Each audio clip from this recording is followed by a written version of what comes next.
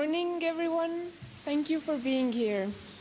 I am Kristina Mering. I am the president of the Estonian animal protection organization Nähtamatud Loomad, and I am also a master's student of sociology in Tallinn University.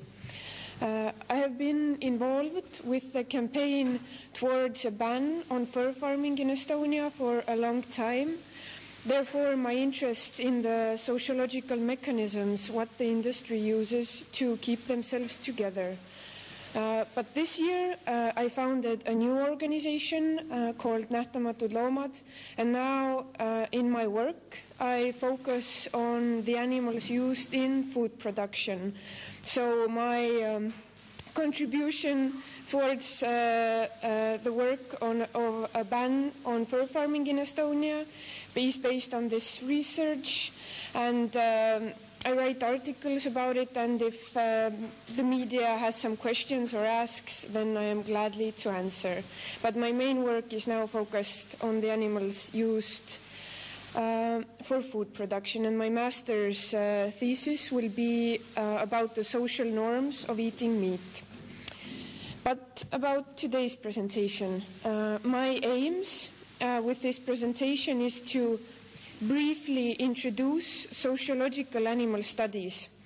Then I want to talk what sociological mechanisms the fur industry uses to keep themselves together. Why can they continue what they are doing? How does knowing these questions help us in our activism? And the main point is that knowing this will help us strike at the root of the fur industry. So my presentation is based on a research project I did in sociology. I conducted in-depth qualitative interviews with representatives of the fur industry. These were fur farmers, owners and workers of fur shops, and also furriers. I will not go in depth about the methodology of the project because of a lack of time. I will rather focus on the research findings. It was my final thesis paper in sociology. I got an A for it, and actually it was selected as the best final thesis paper in the social sciences last year in my university. So, yeah. So, since my aim is to introduce sociological animal studies in the academia of Estonia, I was really happy that this first project went really well. So, yeah. So, sociological animal studies. What are we talking about? We are talking about the scientific research perspective, and why is it important in the context of this conference is that it is an ally of the animal rights movement in the academic field. So Margo de Mello, who is a very well-known researcher in the sociological animal studies field, has said that sociological animal studies deals with the exploration of the ways in which animal lives intersect with human societies. So when we think about this quote, this can mean a lot of things, from keeping pets to slaughterhouse work, which are like two different, like very radically different ways in which we treat animals. And basically, sociological animal studies deals with the question of we have very many different ways we intersect with animals in our society. How do these interactions influence us? How do we understand different animals? What kind of understanding do we have of the relationship between us and them? And the most important question for me, at least, is that why do we treat animals the way that we do at the moment? Why do we keep billions of animals in factory farms and deprive them of their natural needs, etc.? Why do we do this? And these are the questions that sociological animal studies look into. I have myself conducted a previous research about slaughterhouse workers, also asking the questions of how do the workers cope with the violence, which is an inevitable part of the slaughterhouse work, and what are the different attitudes of slaughterhouse workers towards the animals. And the point of that research, or the main conclusion, was that definitely we can say that slaughterhouse workers are a big victim of the industry, just as the animals are, just as nature is, just as we as people are. So that is definitely an important finding. But when we talk about these different questions, that why do we treat animals the way that we do, etc., then there is another question, that why does it matter to ask these questions? And it definitely has got to do with my own story, that as I was dealing with the fur question on a daily basis in Estonia, we had a big campaign which called for a ban on fur farming. We were dealing with it on a daily basis, doing lobby work, speaking with the ministry, media work, etc., etc. So I was totally in the bubble of we need to ban this, and I still obviously am. But at some point I started asking myself these questions, that do I really understand the mechanisms of this industry? Do I really understand what kind of a role this industry plays in the society? Do I really understand what I am up against? So studying sociology, obviously these kinds of questions might come up. And I would definitely say that if we as activists always base our decisions on our gut feeling, if we wish to change the situation for the animals, then we might end up barking at the wrong tree.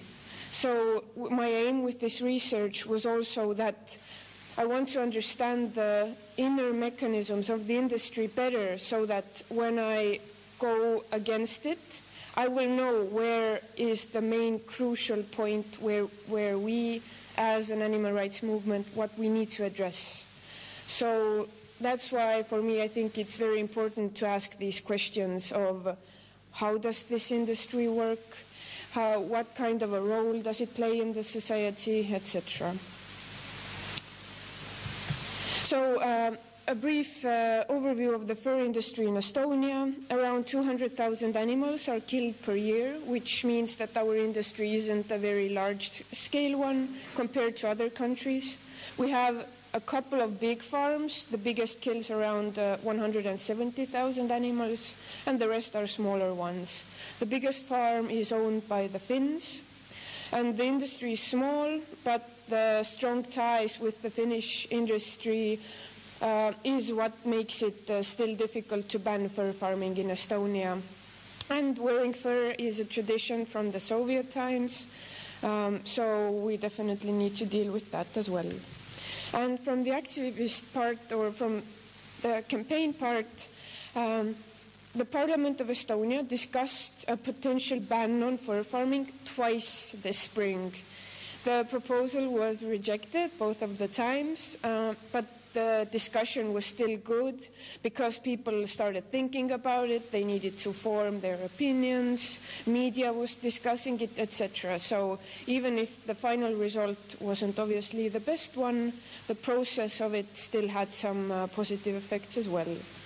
So there will be new elections in 2019 in Estonia, so there is hope that after the new elections, this topic could be raised again, so who knows.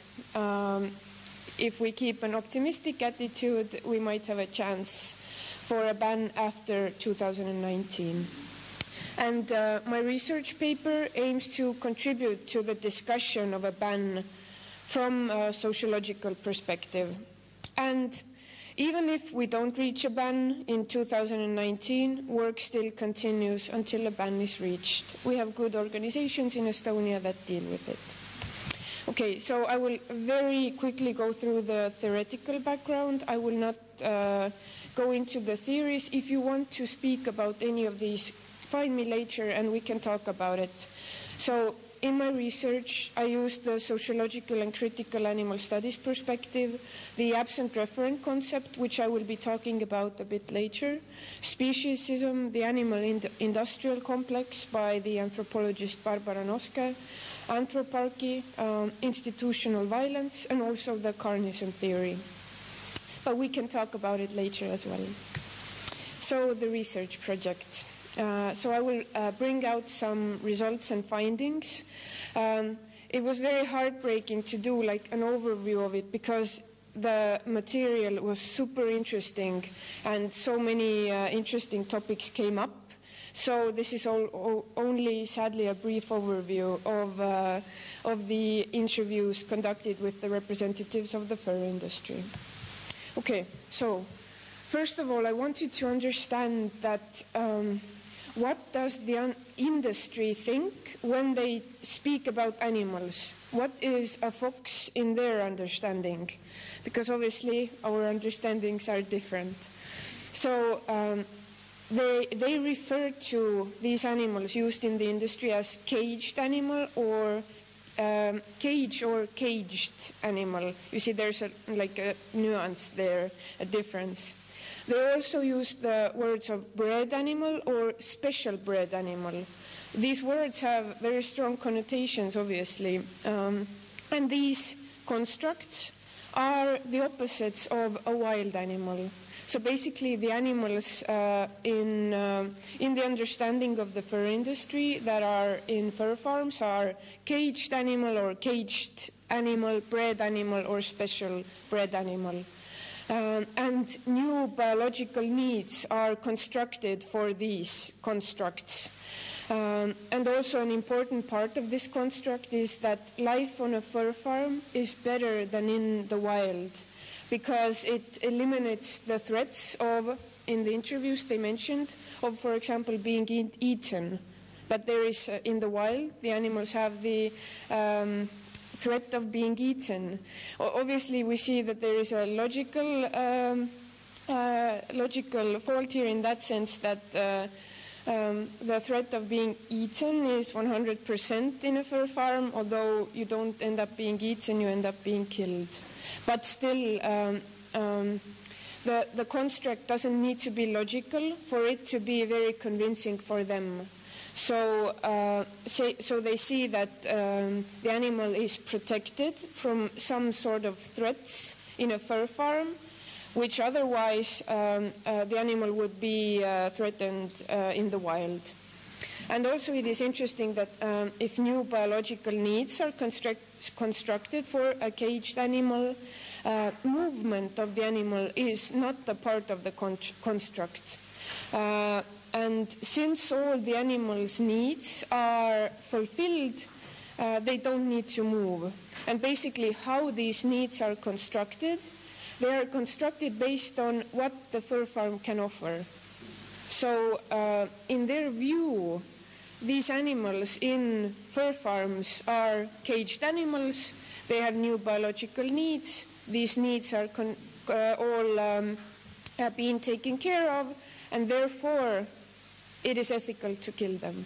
So this is the logical lead that their thought follows. And also from a theoretical point that if we talk about, if we refer to foxes as a wild animal and the industry refers to foxes as a caged animal, then we are talking about different categories of animals. There is also, for example, lab animals or pets or livestock. And a very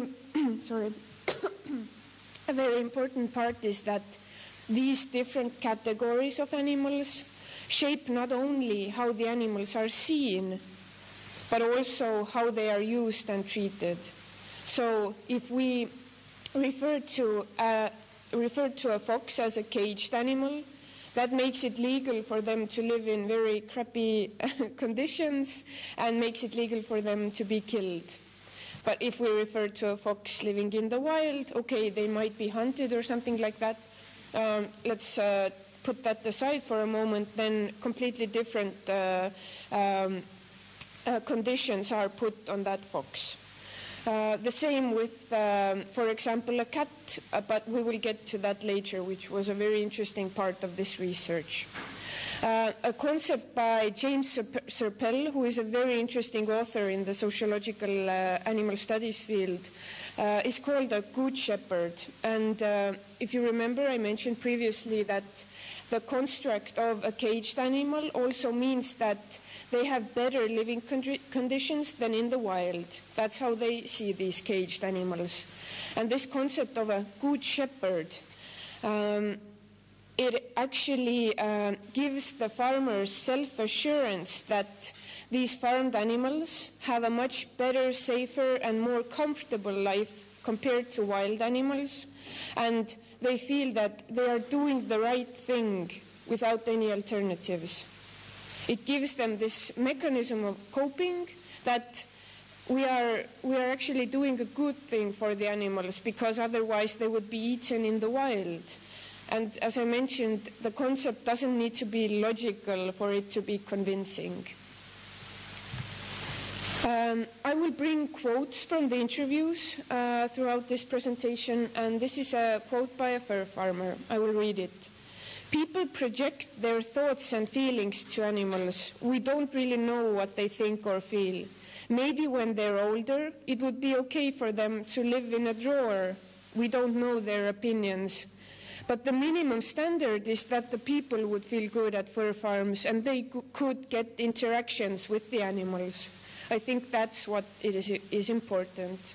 So this is really interesting in that sense that at first the claim is that we don't know what the animals feel, but then the other part comes that maybe it would be okay for them to live in a drawer, whereas the animal rights stance is that maybe it would be the best for them to live in their natural conditions. So, and the second part of it is a very good example of anthropomorphism as well, in that sense that a good fur farm is where people feel good, walking between the cages. Not where animals feel good, but where people feel good.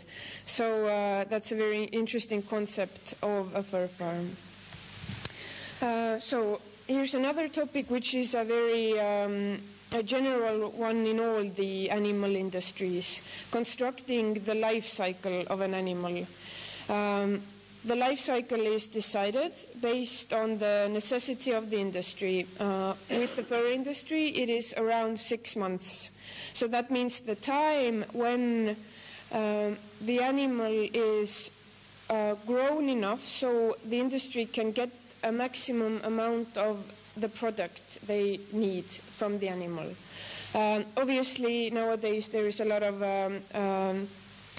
gene development, etc., to make the time even shorter and the amount of the product which is required from the animal even more.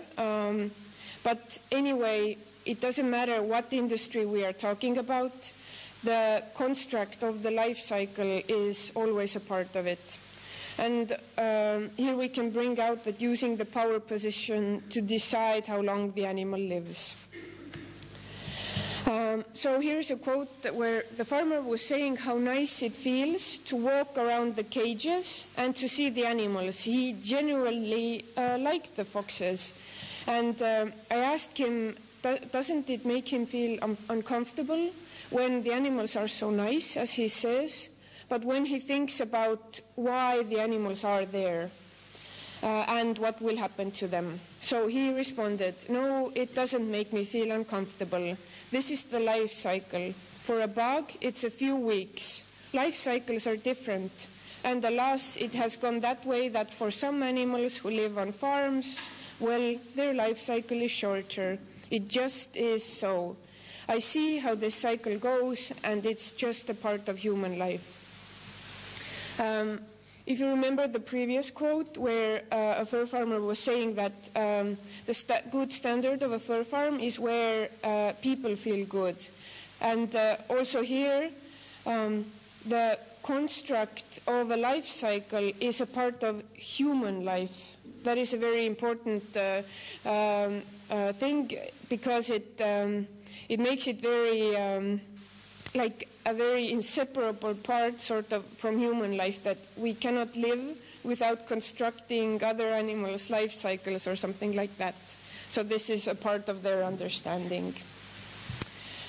And now we get to a very philosophical question, but that was also something I wanted to ask during the interviews, that how do the representatives of the fur industry, how do they see the purpose of animal existence? And are there any fields where they see that using animals is unnecessary cruelty, or keeping them in cages is just something that we shouldn't be doing? So I asked this question.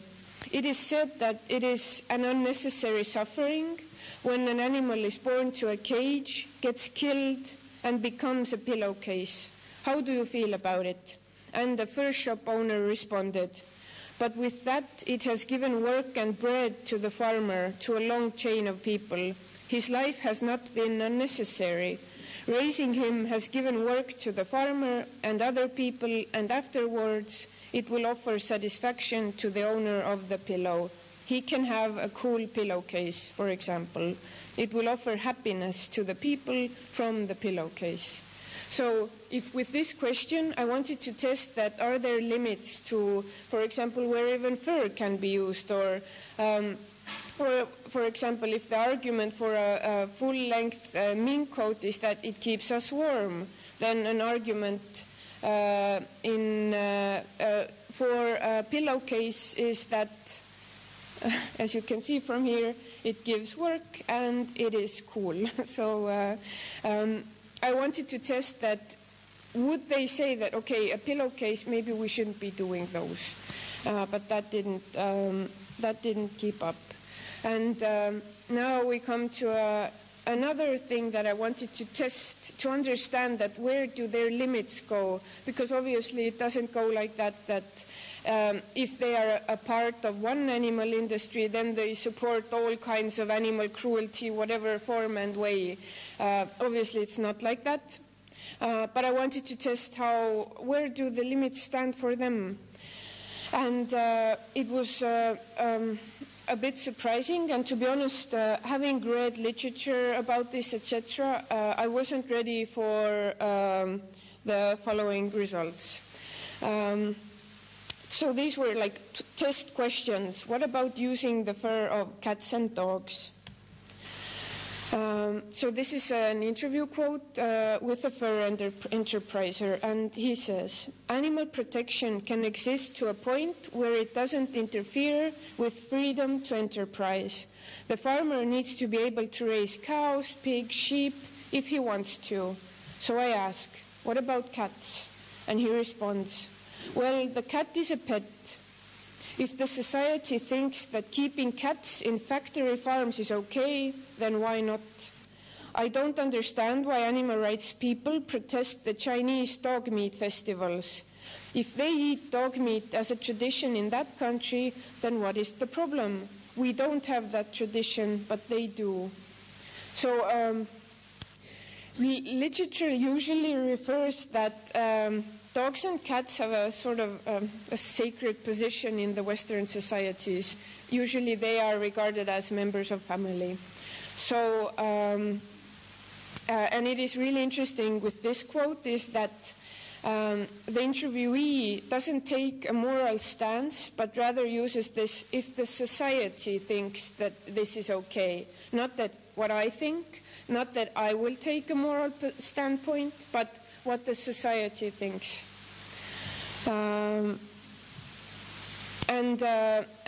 With the dog and cat issue, the economic discourse on animal agriculture obviously came up that it's business and we shouldn't interfere with business if it comes with cost to improve animal welfare.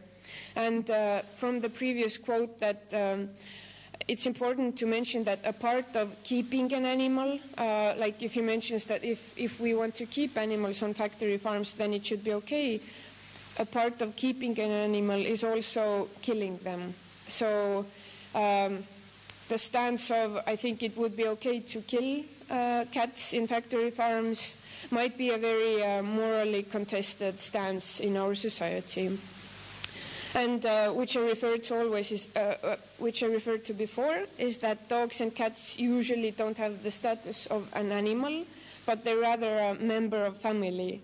And since members of family are people, by Hal Herzog's definition, eating dog meat can be considered cannibalism in Western societies. Okay, this quote is eating dogs, but what about using them for fur? So there is there a difference here? So this topic came up in all the interviews, and I was really surprised that it was a much larger scale issue than I would have expected. Here is a quote by a fur enterpriser. "Should I refuse work because it's the skin of a cat? I think we wouldn't say no, we would do the hat. It's not an endangered species. The world is full of cats, they're everywhere. I think we wouldn't hunt them for their fur. That's not worth the trouble. I don't think anyone would do such a stupid thing.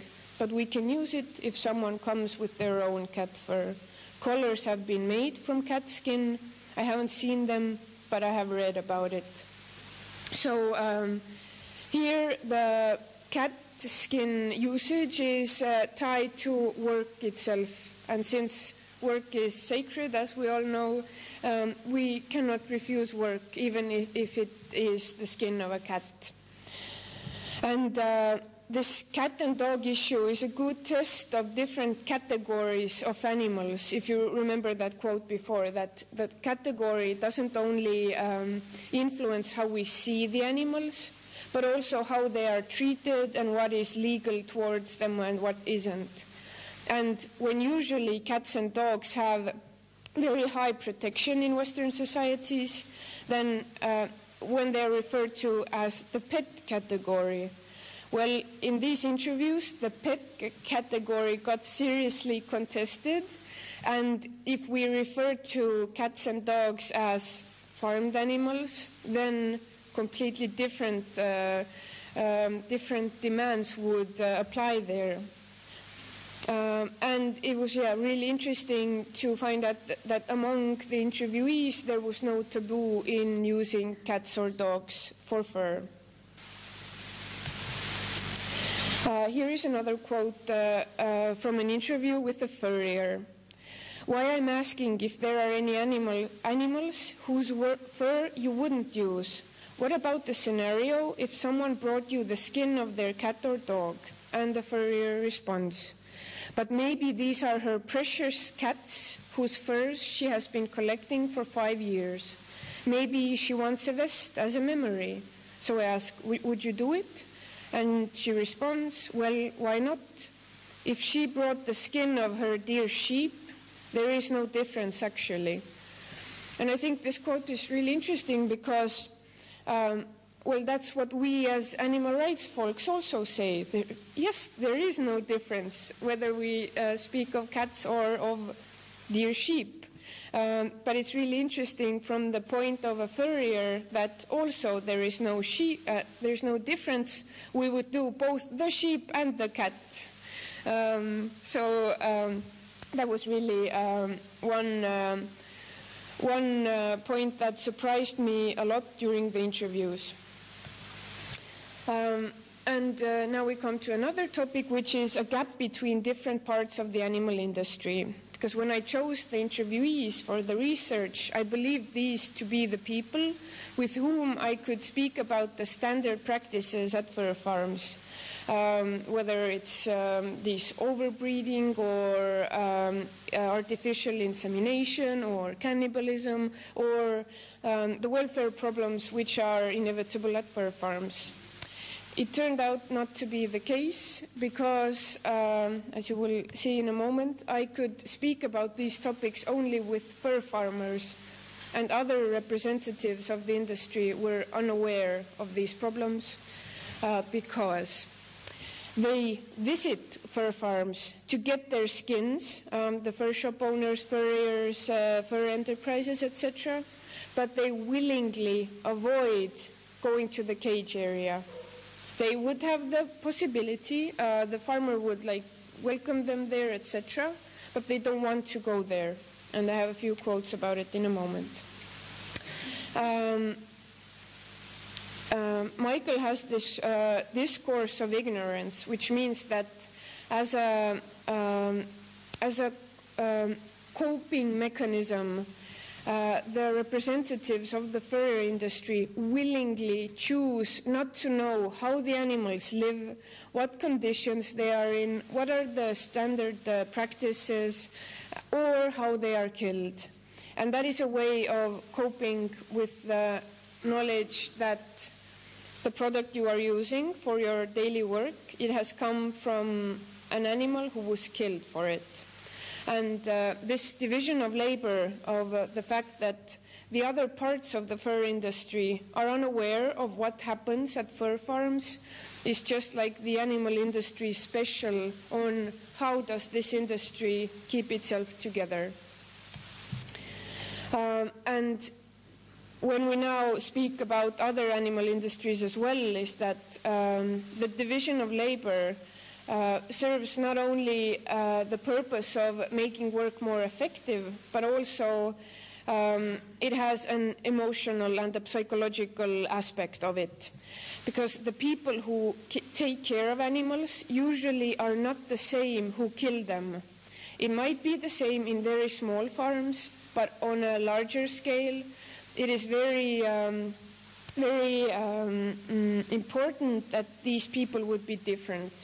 And some other examples is that some scientists who conduct animal experiments want the animals to be brought to them either unconscious or dead, so they don't need to see the animal alive. Because when they would see the animal alive doing their things, whatever they are doing, then that would make it so much more difficult to conduct the brutal experiments later. So they already are trying to protect themselves from these feelings of maybe guilt or these feelings of uncomfortableness, for sure. And another example is that the workers at factory farms are usually not the same people as in slaughterhouses. And at every slaughterhouse there is this base where the animals are brought in, and from that base they go into the slaughterhouse. So the workers at this base are not the ones who will be killing them later. So that the people who see the pigs alive, like if a slaughterhouse kills thousands of pigs per day, so that the people who are directly responsible for the cut here, that they wouldn't need to see the animals alive. And here is a quote by the same, on the same topic by a furrier. Yes, I have been there, to a fur farm. I go there for only one purpose, to buy the result that comes from there. I buy the result, I go there with a specific purpose. I ask my son, who drives me there with the car, he is always busy. Then we settle the contracts, I take the furs and go. I don't go walking around there, but I pat my cat and dog at home with great pleasure. So this end was a really a very interesting change, which like analytically you can already see that the interviewee adds this to the end. In the end of this, you can see that there is probably this reason that she understands that there is some contestedness in her previous words. So if she in the end says that at home my pets, I love them with all my heart, I pat them, I adore them, etc., that this sort of should justify these previous contestedness. Here's a quote from another interview. To be honest, I have to say, when I go there to a fur farm, then I don't press myself to the cage area and I don't think about it. I mean, I specifically buy the final product.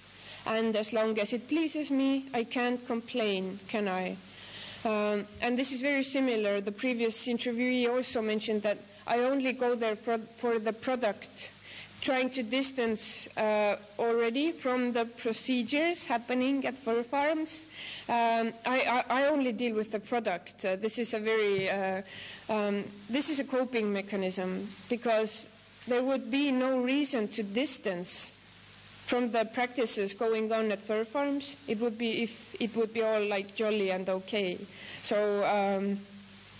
Now we come to one potential explanation for it, which is a concept by Carol Adams called the absent referent.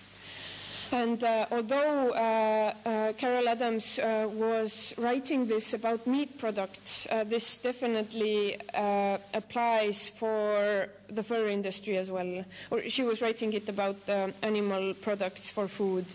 And this absent referent concept is that with every animal product, there is an absence, the death of the animal who is now replaced by the product made out of her. So when the interviewees say that I only go there for the product, I am only interested in the product, then this absent referent concept is in use here. And this absent referent functions to remove all connections between an animal and the person consuming animal products and the animal from the product made out of her. So there is this threefold connection removal. And this also allows the moral abandonment of sentient beings. If we can refer to this only as the final product, whether we talk about fur, meat, dairy, eggs, whichever animal product, and we can only refer to, I am only interested in the final product. I have nothing to do with how this product came to be, then this allows us for the moral abandonment of sentient beings. And here is a quote by a furrier who says that it's just material for me. I don't think whether it ran around or something. If you start thinking about everything, you can lose your mind. You can eat chicken and think maybe it was a rooster and was alive one day. You can fry eggs and think, oh God, this is an unborn chick. If you start thinking about everything like that, you can lose your mind. Yeah, it's very relevant for us as vegans. So, but what she is doing in this quote is the absent referent, is that don't think about, like, she is actually making the connection with many products.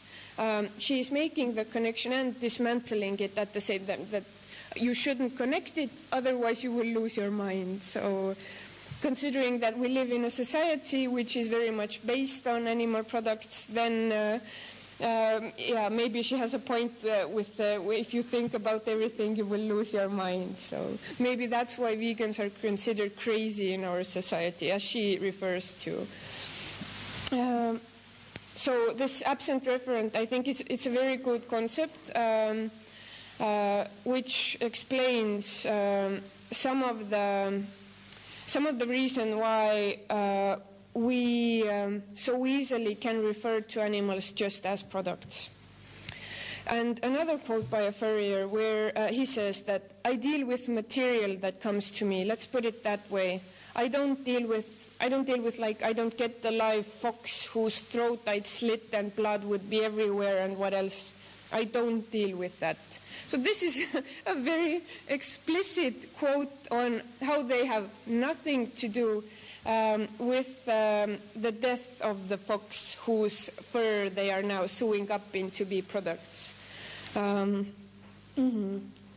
So another important thing is the normalizing of fur farming. I think we can see this with any other animal industry as well. But with fur farming is that connecting it with other animal industries and using the high popularity and important position of other animal industries and trying to add the fur industry into that list, which means that if animal industries which produce food products are very common. Most people in our society consume them, etc. But with the fur industry, it's a rather luxurious product, although they try to make it widely available. But we can still say that it's not as widespread as animal products for food. But if the fur industry can add their industry to the list of very necessary industries in our society, then it helps to normalize it. And so using popularity as a normalizing tactic was definitely something that came up. And here is a quote from an interview with the fur enterpriser. So he had been saying that he visited the fur farm, and I asked that how would you describe the conditions in the fur farm that you visited? And he responds, how would I describe them? Conditions made for animals. You are comparing them to human conditions, like in a pig farm where pigs live in crates. It's the same thing. I can't see a big difference between raising other agricultural animals and raising fur animals. There is no difference. Animals are kept in decent conditions. There is veterinary help. So here is like it is a very clever move, because most people think that pig farms are okay, since they have no idea what happens in pig farms. And if you say, yeah, pig farm is the same as a fur farm, etc., so you're connecting these two, and the result of that is that it also normalizes the fur industry. And the summary part. So an important thing is that the category of a caged animal is used, and the needs, the biological needs of a caged animal are constructed by what the fur farm can offer. And since these needs can be met on a fur farm, the industry considers it acceptable to slaughter the animals. Dogs and cats did not have an untouchable position, and that was my reference also to the carnism theory by Melanie Joy, where in the carnism theory, dogs, cats, pets, etc. have like a family member-like position, but these interviews didn't really support that, which was rather surprising. And also the absent referent concept is a visible symptom not only among consumers, who do not make the connection between fur products and the animals from which these products come from, but this symptom is also very visible among workers of these same industries. And how does knowing this, how can we use this in our activism? I think it would be a good idea of using zoologists, cognitive ethologists, and other scientists to debunk the species difference myth, in that sense that a fox is a fox.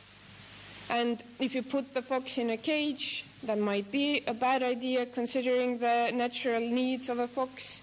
And this is something that if the industry speaks about these caged animals and special bred animals, etc., then if the scientists debunk this, then it's a lot more difficult for the industry to sort of use its main rhetoric, which is that these animals are made for fur farms. It is absolutely natural for them. So I think it's very important to be ready that they will use this and to debunk it already beforehand. And also understanding where the representatives of the industry are coming from. For example, when there are media debates or something like that, that it wouldn't be only that we will be speaking our animal rights message, they would be speaking their fur farming message, but we understand where they come from and we can really address their arguments better. And the blocking mechanisms to be able to do the job. I think the vast majority of people in our societies are unaware of the difficulties or the blocking mechanisms that the workers of the animal industries need to go through, or what they need to apply to themselves or something like that. And if we very explicitly speak that, do you know that these are the kinds of jobs which require you to be utterly dishonest with yourself and to build up some sort of blocking mechanisms or coping mechanisms, whether we talk about slaughterhouse workers or representatives of the fur industry, then I think that since many people in our society sadly do not relate to the animal topic yet, but it's easier for them to relate to human condition problems or something like that. So maybe using this as an argument might be beneficial for the cause. And addressing the absent referent, very explicitly connecting fur products and animals, so that these wouldn't be able to be like two completely different things, but that fur has been a part of an animal and we shouldn't separate these two. Thank you for listening. If you have any questions, I think we have a bit of a time.